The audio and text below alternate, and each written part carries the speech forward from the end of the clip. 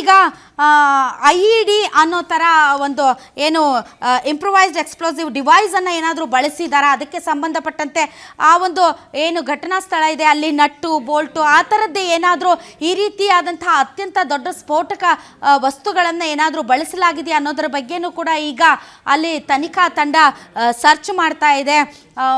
ಪ್ರಾಥಮಿಕ ತನಿಖೆಯಲ್ಲಿ ಇದು ಟೆರರ್ ಅಟ್ಯಾಕ್ ಇರ್ಬೋದಾ, ಬಾಂಬ್ ಬ್ಲಾಸ್ಟ್ ಇರ್ಬೋದಾ ಅನ್ನುವಂಥ ಶಂಕೆ ಕೂಡ ವ್ಯಕ್ತವಾಗ್ತಾ ಇದೆ. ಇದು ತುಂಬ ಸಾಮಾನ್ಯ ವಿಚಾರವಲ್ಲ, ಇದು ದೇಶವನ್ನೇ ಅಲುಗಾಡಿಸುವಂಥ ವಿಚಾರ. ಆದ್ದರಿಂದ ಇದರಲ್ಲಿ ಯಾವುದೇ ರೀತಿಯಾದಂಥ ಸಂದೇಹಗಳಿಗೆ ಆಸ್ಪದ ಇರೋದಿಲ್ಲ. ಖಚಿತ ಮಾಹಿತಿ ಇದ್ದರೆ ಮಾತ್ರ ಸಾರ್ವಜನಿಕ ಆ ಮಾಹಿತಿಯನ್ನು ಕೊಡಬೇಕಾಗತ್ತೆ.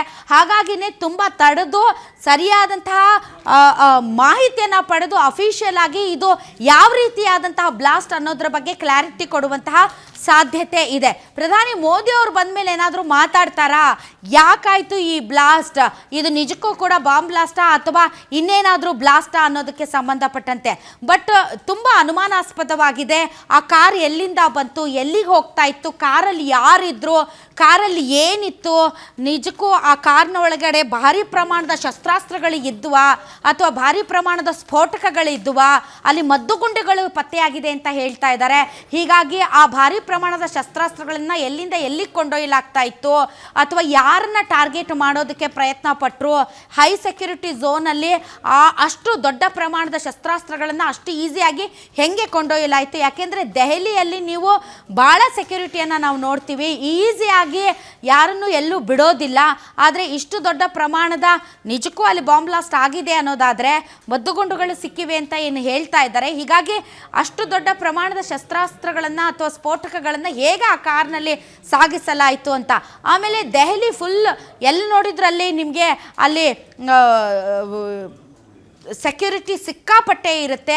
ಎಲ್ಲಿ ನೋಡಿದ್ರಲ್ಲಿ ಗನ್ ಹಿಡಿದಿರುವಂತಹ ಸೆಕ್ಯೂರಿಟಿ ಪರ್ಸನ್ಸ್ ನಿಮಗೆ ಕಾಣಿಸ್ತಾರೆ. ಅಷ್ಟೇ ಅಲ್ಲ, 360 ಡಿಗ್ರಿ ಅಲ್ಲಿ ಎಲ್ಲಿ ನೋಡಿದ್ರು ಕೂಡ ನಿಮಗೆ CCTVಗಳಿರ್ತವೆ. ಹೀಗಾಗಿ ಆ CCTVಗಳಲ್ಲಿ ಈ ಕಾರ್ನ ರೂಟ್ ಮ್ಯಾಪ್ ಏನಿದೆ ಅದರ ಬಗ್ಗೆನೂ ಕೂಡ ಪೊಲೀಸರು ಪರಿಶೀಲನೆ ಮಾಡ್ತಾ ಇದ್ದಾರೆ. ಸುಮಾರು 300ಕ್ಕೂ ಹೆಚ್ಚು CCTV ಫುಟೇಜ್ಗಳನ್ನು ತೆಗೆದುಕೊಂಡು ಈ ಕಾರ್ ಎಲ್ಲಿಂದ ಬಂತು ಮತ್ತು ಆ ಕಾರ್ನ ಒಳಗಡೆ ಯಾರು ಹತ್ತಿದ್ರು, ಯಾರು ಇಳಿದ್ರು, ಈ ರೀತಿಯಾದಂತಹ ಹಲವಾರು ಒಂದು ದೃಶ್ಯಗಳನ್ನು ಕಲೆಕ್ಟ್ ಮಾಡಿ ಮಾಹಿತಿಯನ್ನು ಕಲೆ ಹಾಕ್ತಾ ಇದ್ದಾರೆ. ಸೊ ಈ IEDಗಳನ್ನು ಏನಾದರೂ ಬಳಸಿದ್ದಾರಾ ಅಂತ ನಾವು IEDಗಳನ್ನು ಭಾರತದಲ್ಲೂ ಕೂಡ ಬಳಸಿ ಸ್ಫೋಟಗಳನ್ನು ಮಾಡಿದ್ದನ್ನು ನಾವು ನೋಡಿದ್ದೀವಿ. So Pakistan, India, Yaman, Russia, Nigeria, Afghanistan, Iraq, Bangladesh, Saudi Arabia, Thailand ಈ ಕಡೆ ಎಲ್ಲ ಈ IED ಸ್ಫೋಟಕಗಳನ್ನು ಅಥವಾ IED ಸ್ಫೋಟಗಳನ್ನು ಮಾಡಿರೋದನ್ನು ನಾವು ನೋಡಿದ್ದೀವಿ. ಭಾರತದಲ್ಲೂ ಕೂಡ ಈ ರೀತಿಯಾದಂಥ ಹಲವಾರು ಸ್ಫೋಟಗಳು ಸಂಭವಿಸಿದೆ. ಅಪರಾಧಿಗಳು, ಭಯೋತ್ಪಾದಕರು, ವಿಧ್ವಂಸಕರು, ಆತ್ಮಾಹುತಿ ಬಾಂಬರ್ಗಳು ಮತ್ತು ದಂಗೆಕೋರರು ದೇಶದ ಅಖಂಡತೆ ಮತ್ತು ಸಾರ್ವಭೌಮತ್ವಕ್ಕೆ ಧಕ್ಕೆ ತರೋದಕ್ಕೆ ಈ ರೀತಿಯಾದಂಥ ಘಟನೆಗಳನ್ನು ನಡೆಸ್ತಾ ಇರ್ತಾರೆ ಈ ಹಿಂದೆ. ಆದರೆ BJP ಅಧಿಕಾರಕ್ಕೆ ಬಂದ ಮೇಲೆ ಈ ರೀತಿಯ ಭಯೋತ್ಪಾದಕ ಕೃತ್ಯಗಳು ಭಾಳಷ್ಟು ಕಡಿಮೆ ಆಗಿದ್ವು. ಅದು ಏನು ನಮ್ಮ ಪಹಲ್ಗಾಂವ್ ಆಗಿರ್ಬೋದು ಮತ್ತು ಪುಲ್ವಾಮಾ ಅಟ್ಯಾಕ್ ಆದ ಮೇಲೆ ಅತ್ಯಂತ ದೊಡ್ಡ ಭಾರಿ ಪ್ರಮಾಣದ ಒಂದು ಬ್ಲಾಸ್ಟ್ ಇದು ಅಂತ ಹೇಳಲಾಗ್ತಾ ಇದೆ. ಇದು ಹಲವಾರು ಸೆಕ್ಯೂರಿಟಿ ಲ್ಯಾಪ್ಸಸ್ ಬಗ್ಗೆನೂ ಕೂಡ ಮುಂದಿನ ದಿನಗಳಲ್ಲಿ ಮಾತಾಡಬೇಕಾಗುತ್ತೆ. ಆದರೆ ಇದು ಯಾವ ರೀತಿಯಾದಂಥ ಸ್ಫೋಟ ಅನ್ನೋದು ಕ್ಲಾರಿಟಿ ಸಿಕ್ಕ ಮೇಲೆ ನಾವು ಮಾತಾಡಬೇಕಾಗುತ್ತೆ. ಈಗಲೇ ನಾವು ಅದರ ಬಗ್ಗೆ ವಿಶ್ಲೇಷಣೆ ಮಾಡೋದು ಟೂ ಅರ್ಲಿ ಅಂತ ಅನಿಸುತ್ತೆ. ಬಟ್ ಅದು ಗ್ಯಾಸ್ ಸಿಲಿಂಡರ್ ಸ್ಫೋಟ ಆಗಿದ್ದಿದ್ದರೆ ಇಷ್ಟೊತ್ತಿಗಾಗಲೇ ಹೇಳ್ತಾ ಇದ್ರು ಅಂತ ಅನಿಸುತ್ತೆ. ಇಷ್ಟು ತಡ ಮಾಡ್ತಾ ಇರಲಿಲ್ಲ. ಗ್ಯಾಸ್ ಸಿಲಿಂಡರ್ ಸ್ಫೋಟ ಆಗಿದೆ ಕಾರಲ್ಲಿ ಅನ್ನೋದಾದರೆ ಇಷ್ಟೊತ್ತಿಗೆಲ್ಲ ಅದ್ರ ಬಗ್ಗೆ ಮಾತಾಡ್ತಾ ಇದ್ರು. ಆದರೆ ಇಲ್ಲಿಯವರೆಗೆ ಏನನ್ನೂ ಹೇಳ್ತಾ ಇಲ್ಲ ಅನ್ನೋದಾದರೆ ಇದು ಬೇರೆ ರೀತಿಯಾದಂಥ ಯಾವುದಾದ್ರೂ ವಿಧ್ವಂಸಕ ಕೃತ್ಯ ಇರಬಹುದಾ ಅಂತ. ಯಾಕೆ ಅಂತಂದರೆ ನಾನು ನೋಡಿದೆ, ಈಗ ಇಂಗ್ಲಿಷ್ ಮಾಧ್ಯಮದಲ್ಲಿ ಟೈಮ್ಸ್ ನೋವಲ್ಲಿ ತೋರಿಸ್ತಾ ಇದ್ರು, ಪ್ರಾಥಮಿಕ ತನಿಖೆಯಿಂದ ಇದು ಭಯೋತ್ಪಾದಕ ಕೃತ್ಯ ಇರಬಹುದಾ ಅನ್ನುವಂಥ ಶಂಕೆ ವ್ಯಕ್ತವಾಗ್ತಾ ಇದೆ ಅಂತ. ಹಾಗಾಗಿನೇ ಇದು ಸಿಲಿಂಡರ್ ಸ್ಫೋಟ ಆಗಿದ್ರೆ ಈಸಿಯಾಗಿ ಇದನ್ನು ಸಿಲಿಂಡರ್ ಸ್ಫೋಟ ಅಂತ ಹೇಳ್ತಾ ಇದ್ರು. ಆದರೆ ಇಲ್ಲಿಯವರೆಗೆ ಏನು ಹೇಳದೇ ಇರೋದು ಹಲವಾರು ಅನುಮಾನಗಳಿಗೆ ಕಾರಣ ಆಗಿದೆ. ಈ ಮಧ್ಯೆ ಇಡೀ ದೇಶಾದ್ಯಂತ ಹೈ ಅಲರ್ಟ್ ಘೋಷಣೆ ಮಾಡಲಾಗಿದೆ. ಎಲ್ಲ ರಾಜ್ಯಗಳು ತಮ್ಮ ಸೆಕ್ಯೂರಿಟಿಯನ್ನು ಟೈಟ್ ಮಾಡಿವೆ. ಬೆಂಗಳೂರು ಸೇರಿದಂತೆ ದೇಶದ ಪ್ರಮುಖ ನಗರಗಳಲ್ಲಿ ಈಗಾಗಲೇ ಬೇಕಾದಂತಹ ಎಲ್ಲ ಬಿಗಿ ಭದ್ರತಾ ಕ್ರಮಗಳನ್ನು ತೆಗೆದುಕೊಳ್ಳಲಾಗಿದೆ. ಕರ್ನಾಟಕಕ್ಕೆ ಬಂದರೆ ಸಿದ್ದರಾಮಯ್ಯನವರು ರಿಯಾಕ್ಟ್ ಮಾಡಿದ್ದಾರೆ. ಇಲ್ಲ, ನಾನು ಗೃಹ ಸಚಿವ ಪರಮೇಶ್ವರ್ ಅವ್ರ ಜೊತೆ ಮಾತಾಡಿದ್ದೀನಿ, ಮೈಸೂರು ಸೇರಿದಂತೆ ಬೆಂಗಳೂರು ನಗರಗಳಲ್ಲಿ ಅತ್ಯಂತ ಜನನಿಬಿಡ ಪ್ರದೇಶಗಳಲ್ಲಿ ಸೆಕ್ಯೂರಿಟಿಯನ್ನು ಜಾಸ್ತಿ ಮಾಡಿ ಅಂತ ಹೇಳಿದ್ದೀನಿ ಅಂತ ಹೇಳಿದರು.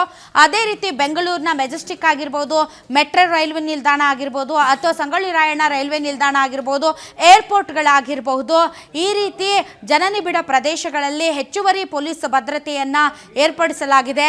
ಮತ್ತು ಲಾಡ್ಜ್ಗಳಲ್ಲಿ ಬಂದು ತಂಗಿದವರ ಮಾಹಿತಿಗಳನ್ನು ಕಲೆ ಹಾಕಲಾಗ್ತಾ ಇದೆ.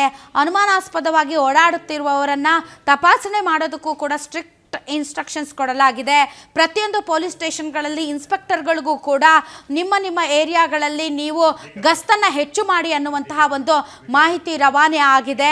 ಹುಬ್ಬಳ್ಳಿ ಸೇರಿದಂತೆ ರಾಜ್ಯದ ಹಲವು ನಗರಗಳಲ್ಲೂ ಕೂಡ ಈಗಾಗಲೇ ಟೈಟ್ ಸೆಕ್ಯೂರಿಟಿಯನ್ನು ಒದಗಿಸಲಾಗಿದೆ. UP ಆಗಿರ್ಬೋದು, ಬಿಹಾರ ಆಗಿರ್ಬೋದು, ಅಥವಾ ಬೇರೆ ಬೇರೆ ರಾಜ್ಯಗಳಲ್ಲೂ ಕೂಡ ಇನ್ನು ದೆಹಲಿಗೆ ಹೊಂದಿಕೊಂಡಂತೆ ಇರುವಂಥ, ದೆಹಲಿಯಿಂದ ಇನ್ಫ್ಲೂಯೆನ್ಸ್ ಆಗಬಹುದಾದಂಥ, ದೆಹಲಿಯಿಂದ ಆಪರೇಟ್ ಆಗಬಹುದಾದಂಥ ಸುತ್ತಮುತ್ತಲಿನ ಪ್ರದೇಶಗಳಲ್ಲೂ ಕೂಡ ಬಿಗಿ ಬಂದೋಬಸ್ತನ್ನು ಏರ್ಪಡಿಸಲಾಗಿದೆ. ಮತ್ತೊಂದು ಕಡೆ ಬಿಹಾರದ ಕೊನೆಯ ಹಂತದ ಮತದಾನ ನಾಳೆ ಇದೆ ಪ್ರಭು.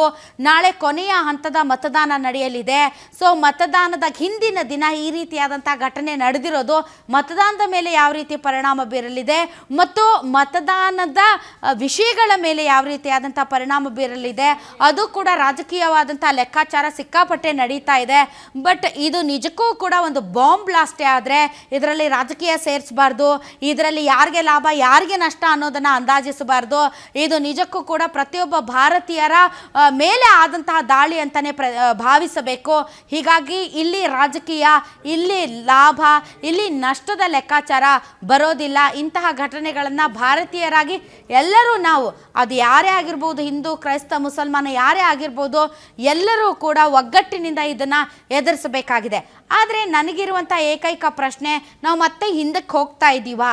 ಟೆರರಿಸ್ಟ್ ಅಟ್ಯಾಕ್ಗಳು ಇಷ್ಟು ದಿನ ಇಲ್ಲದೆ ಇರೋದು ಮತ್ತೆ ಆರಂಭ ಆಗಿದೆಯಾ? ಇದು ಯಾವುದರ ಮುನ್ಸೂಚನೆ ಅಥವಾ ಇದರಿಂದ ಮುಂದಾಗಬಹುದಾದಂತಹ ಪರಿಣಾಮ ಏನು? ಮತ್ತೆ ಆ ಒಂದು ಟೆರರಿಸ್ಟ್ಗಳ ಜೊತೆಗಿನ ವಾರ್ ಝೋನ್ಗೆ ಮತ್ತೆ ಹೋಗ್ತಾ ಇದ್ದಾವ? ನಾವು ಅಂದ್ಕೊಂಡಿದ್ವಿ ಪ್ರಧಾನಿ ಮೋದಿ ಮತ್ತು ಅಮಿತ್ ಶಾ ಅವರಂತಹ ಒಂದು ಗಟ್ಟಿ ಜೋಡಿ ಇದೆ, ಹೀಗಾಗಿ ನಮ್ಮ ಭಾರತದ ಈ ಸುಭದ್ರತೆಯನ್ನು ಬ್ರೇಕ್ ಮಾಡೋದಕ್ಕೆ ಯಾರಿಗೂ ಸಾಧ್ಯ ಇಲ್ಲ ಅಂತ. ಬಟ್ ಇವೆಲ್ಲ ವಿಶ್ಲೇಷಣೆ ಯಾವಾಗ ಮಾಡಿದರೆ ಸೂಕ್ತ ಅಂದರೆ, ಆಫಿಷಿಯಲಿ ನಮಗೆ ಕನ್ಫರ್ಮೇಷನ್ ಬಂದಾದ ಮೇಲೆ ನಾವು ಇದರ ಬಗ್ಗೆ ಚರ್ಚೆ ಮಾಡೋದು ಬೆಟರ್ ಅಂತ ಅನಿಸುತ್ತೆ ಪ್ರಭು. ಮೇಡಮ್, ಮತ್ತೊಂದು ವಿಚಾರ, ಈಗ ನಾಳೆ ಇದೇ ವಿಚಾರಕ್ಕೆ ಸಂಬಂಧಪಟ್ಟಂತೆ ಕೇಂದ್ರ ಗೃಹ ಸಚಿವ ಅಮಿತ್ ಶಾ ಅವ್ರ ನೇತೃತ್ವದಲ್ಲಿ ಉನ್ನತ ಮಟ್ಟದ ಸಭೆ ಕೂಡ ನಡೆಯುತ್ತೆ ಅಂತ ಕೇಳ್ಪಟ್ವಿ. ಎಸ್, ಮತ್ತೆ ಗೃಹ ಮಂತ್ರಿಗಳಾದಮೇಲೆ ಅದೆಲ್ಲ ಮಾಡಬೇಕಾಗುತ್ತೆ ಅವರು. ಯಾಕೆಂದರೆ ಇಂತಹ ದೊಡ್ಡ ಘಟನೆ ನಡೆದಿರುವಾಗ ಗೃಹ ಮಂತ್ರಿಗಳ ಜವಾಬ್ದಾರಿ ಹೆಚ್ಚಿರುತ್ತೆ. ಯಾಕೆಂದರೆ ಈಗ ನೋಡಿ, ದೆಹಲಿಯಲ್ಲೂ ಕೂಡ BJP ಸರ್ಕಾರ ಇದೆ ಮತ್ತು ಕೇಂದ್ರದಲ್ಲೂ ಕೂಡ BJP ಸರ್ಕಾರ ಇದೆ. ಒಂದು ಡಬಲ್ ಎಂಜಿನ್ ಸರ್ಕಾರ ಅಂತಲೇ ಹೇಳ್ತಾ ಇದ್ರು ದೆಹಲಿಯಲ್ಲಿ.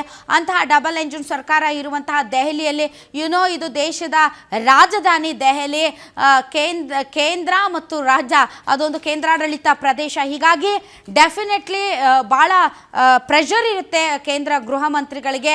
ಇದು ತುಂಬ ಈಸಿ ವಿಷಯ ಅಲ್ಲ. ಇದು ದೇಶದ ಒಂದು ಭದ್ರತೆಯ ವಿಚಾರ ಆಗಿರೋದ್ರಿಂದ ಇಂತಹ ವಿಚಾರಗಳಲ್ಲಿ ಗೃಹ ಮಂತ್ರಿಗಳು ಡೆಫಿನೆಟ್ಲಿ ಹೈ ಲೆವೆಲ್ ಮೀಟಿಂಗ್ ಮಾಡ್ತಾರೆ ಮತ್ತು ಇದಕ್ಕೆ ಸಂಬಂಧಪಟ್ಟಂತೆ ಕೂಲಂಕುಷವಾದಂತಹ ತನಿಖೆಯನ್ನು ನಡೆಸ್ತಾರೆ. ಇದರಲ್ಲಿರುವಂತಹ ಬೇರೆ ಬೇರೆ ಲಿಂಕ್ಗಳನ್ನು ಅವರು ಹೊರಗಡೆ ತೆಗಿಬೇಕಾಗುತ್ತೆ. ಉದಾಹರಣೆಗೆ ನನ್ನ ಕಲೀಗ್ ಹೇಳ್ತಾ ಇದ್ರು ಏನು ಅಂತಂದರೆ, ಈ ದೆಹಲಿಯಲ್ಲಿ ಸ್ಫೋಟದ ಹಿಂದೆ ಜೈಷೆ ಮೊಹಮ್ಮದ್ ಕೈವಾಡ ಇದೆಯಾ? ಯಾಕಂದರೆ ಅನ್ಸರ್ ಫಜಾವತ್ ಉಲ್ ಹಿಂದ್ ಇತ್ತೀಚೆಗೆ ಹಫೀಜ್ ಸಯೀದ್ ಒಂದು ವಿಡಿಯೋ ವೈರಲ್ ಆಗಿತ್ತು. ಬಾಂಗ್ಲಾದೇಶದ ಉಗ್ರರಿಂದ ಭಾರತದಲ್ಲಿ ಸ್ಫೋಟ ಸಂಭವಿಸಿರೋ ಶಂಕೆ ಅನ್ನೋದ್ರ ಬಗ್ಗೆ. ಯಾಕೆ ಅಂತಂದರೆ ನಾವೇನು ಅಮೋನಿಯಂ ನೈಟ್ರೇಟ್ ಬಗ್ಗೆ ಮಾತಾಡ್ತಾ ಇದ್ವಿ, ಹರಿಯಾಣದ ಫರೀದಾಬಾದಲ್ಲಿ ಏನು ಅಮೋನಿಯಂ ನೈಟ್ರೇಟ್ 350 kg ಪತ್ತೆಯಾಗಿದೆ. ಅದಕ್ಕೂ ಉಗ್ರ ಹಫೀಜ್ ಸಯೀದ್ಗೂ ಮತ್ತು ಈ ಉಗ್ರ ಸಂಘಟನೆ ಜೈಷೆ ಮೊಹಮ್ಮದ್ಗೂ ಎಲ್ಲಾದರೂ ಲಿಂಕ್ ಇದೆಯಾ? ಮತ್ತು ಇದರಿಂದ ಅಂತಾರಾಷ್ಟ್ರೀಯ ರಾಜತಾಂತ್ರಿಕ ವ್ಯವಸ್ಥೆಯಲ್ಲಿ ಆಗಬಹುದಾದಂತಹ ತಲ್ಲಣಗಳು. ಈಗ ತಾನೇ ನಾವು ಆಪರೇಷನ್ ಸಿಂಧೂರ ಅದು ಇನ್ನೂ ಮುಗಿದಿಲ್ಲ, ಅದು ಇನ್ನೂ ಕೂಡ ಇಂಟರ್ವೆಲ್ಲಲ್ಲಿದೆ. ಸೊ ಈ ಥರದ ಹಲವಾರು ವಿಚಾರಗಳಿವೆ. ಒಂದು ದೇಶ ಅಂತ ಅಂದ ಮೇಲೆ, ದೇಶದ ಗೃಹ ಮಂತ್ರಿಗಳು ಅಂದ ಮೇಲೆ ಅವರಿಗೆ ಸಿಕ್ಕಾಪಟ್ಟೆ ಜವಾಬ್ದಾರಿ ಇರುತ್ತೆ, ಸಿಕ್ಕಾಪಟ್ಟೆ ಪ್ರೆಷರ್ ಇರುತ್ತೆ. ಈ ನಿಟ್ಟಿನಲ್ಲಿ ಅವರು ಎಲ್ಲ ಆಯಾಮಗಳಲ್ಲೂ ಕೂಡ ಯೋಚನೆ ಮಾಡಬೇಕಾಗುತ್ತೆ. ಹಾಗಾಗಿ ನಾಳೆ ನಡೆಯಲಿರುವಂತಹ ಮೀಟಿಂಗ್ ಏನಿದೆ ಅದು ತುಂಬ ತುಂಬ ಇಂಪಾರ್ಟೆಂಟ್ ಅಂತ ಅನಿಸುತ್ತೆ ಪ್ರಭು.